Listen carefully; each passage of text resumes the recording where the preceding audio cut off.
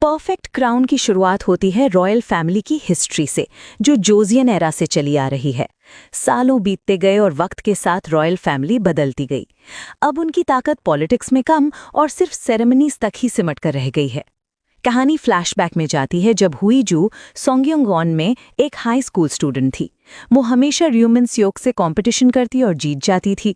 School के ज्यादातर students अमीर और रॉयल बैकग्राउंड से थे और वो इस बात से जलते थे कि हुईजू, जो एक बिजनेस एलीट की नाजायज बेटी है, उनसे बेहतर कैसे कर रही है। यहाँ तक कि स्कूल मैनेजमेंट भी उसे बार बार उसकी औकात याद दिलाता रहता था। लेकिन हुईजू ने कभी इन बातों को दिल पर नहीं लिया और वो हर मौके पर अपने हक के लिए खड़ी रही। ग्रेजुएशन के बाद हुईजू अपने डैड के बिजनेस में से कैसल ब्यूटी को संभालती है और हर बार अपने भाई की कंपनी को हरा देती है।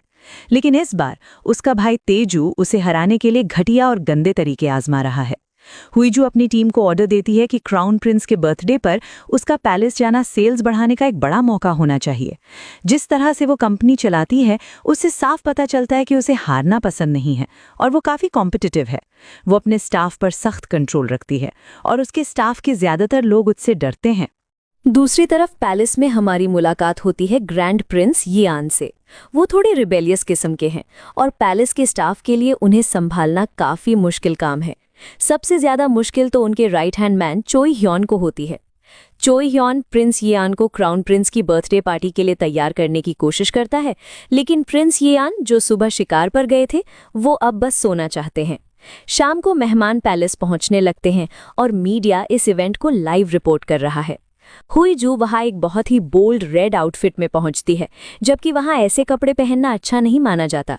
रॉयल फंक्शंस में लाल रंग पहनना मना है, फिर भी हुईजू ने उसे पहना और देखते ही देखते वो ड्रेस और एक्सेसरीज सोल्ड आउट हो गईं।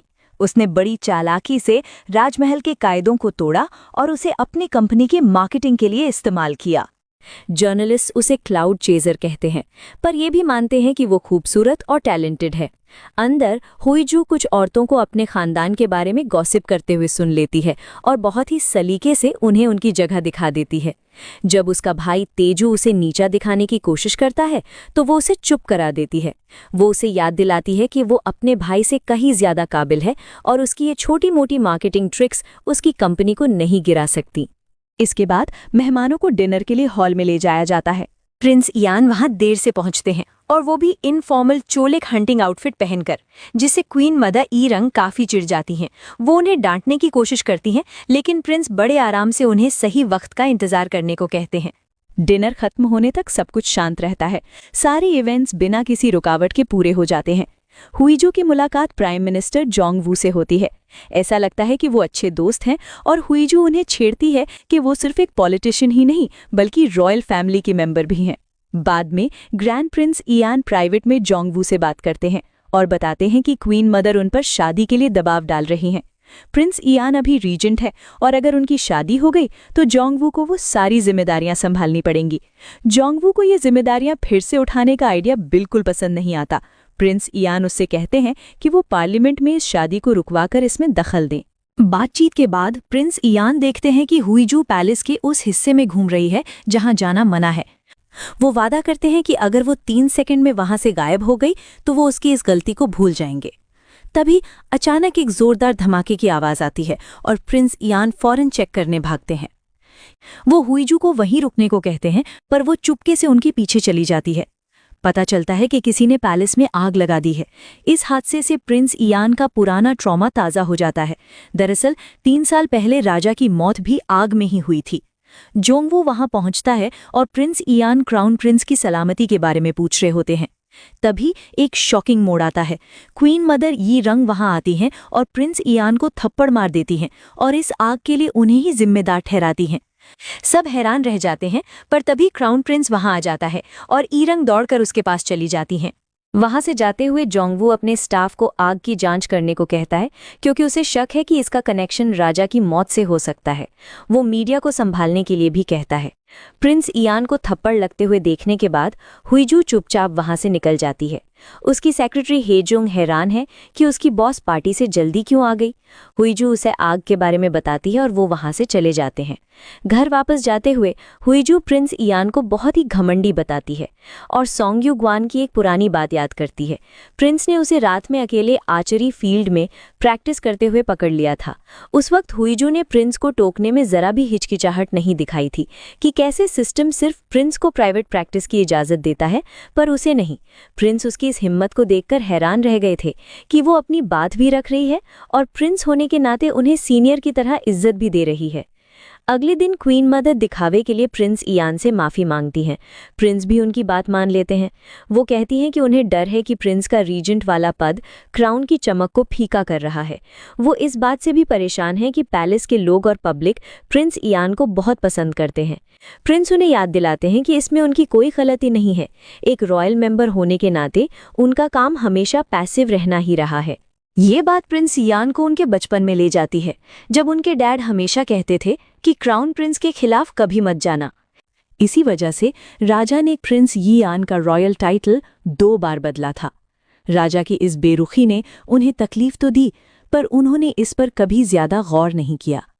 ये रंग जोर देती हैं कि उनका बेटा अभी सिर्फ 8 साल का है और वो अभी रॉयल ड्यूटीज नहीं संभाल सकता। वो चाहती हैं कि प्रिंस इयान अपनी वफादारी साबित करने के लिए उनकी पसंद की लड़की से शादी कर लें। दूसरी तरफ हुईजू को पता चलता है कि उसके डैड उसकी शादी करने की कोशिश कर रहे हैं। उसे ये जानकर बहुत गुस्सा आता है कि तेजू और उसकी बीवी ने भी इस सिलेक्शन में हिस्सा लिया है। और तो और वो उसकी शादी एक ऐसे आदमी से करना चाहते हैं जिसे वो अपने काबिल नहीं समझती।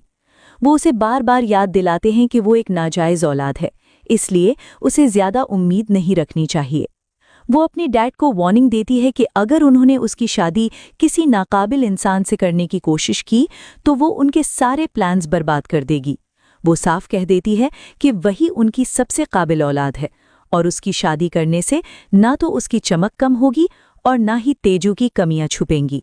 कहीं और चोय हेयोन ये जानकर हैरान है कि प्रिंस इयान ये रंग के ऑफर के बारे में सोच रहे हैं। अगले दिन हुईजू अपना सारा गुस्सा अपने स्टाफ पर निकालती है। हेजुंग उसे शांत रहने और छोटी छोटी बातों पर गुस्सा ना करने को कहती है। पैलेस में प्रिंस इयान की मुलाकात लॉर्ड सुंगबॉन से होती है। वो सवाल करता है कि प्रिंस पैलेस छोड़कर क्यों जा रहे हैं और उनके जाने के बाद रॉयल इंटरेस्ट्स की रक्षा कौन करेगा। प्रिंस समझ जाते हैं कि लॉर्ड सुंगवॉन उन्हें धमकी दे रहा है, पर वो शांत रहते हैं। वो समझाते हैं कि वो सिर्फ अपने प्राइवेट रेजिडेंस जा रहे हैं।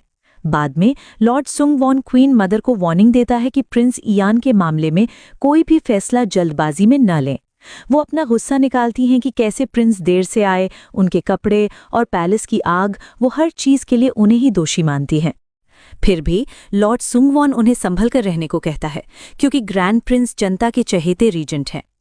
वापस कैसल ग्रुप में हुईजू के दिमाग में एक अजीब सा ख्याल आता है कि क्यों ना वो किसी ऐसे रॉयल मेंबर से शादी कर ले जो उसके जितना ही काबिल हो। उसकी नज़र प्रिंस इयान पर पड़ती है, जो क्राउन प्रिंस की पार्टी वाले अपने आउटफिट की वजह से ट्रेंड कर रहे हैं। वो उन्हें रॉयल ऑडियंस रिक्वेस्ट भेजने का फैसला करती है। प्रिंस इयान के ट्रेंडिंग आउटफिट के बारे में जनता को लगता है कि ये एक मॉडर्न लुक था और उन्हें प्रिंस का ये बदलाव पसंद आ रहा है, जबकि रॉयल फैमिली का कहना है कि चौलिक पहनना गलत है। चोई ह्यून भले ही इस बैकलैश से डरा हुआ है, पर प्रिंस इयान खुश है कि कम से कम कोई आग के बारे में बात नहीं कर रहा है।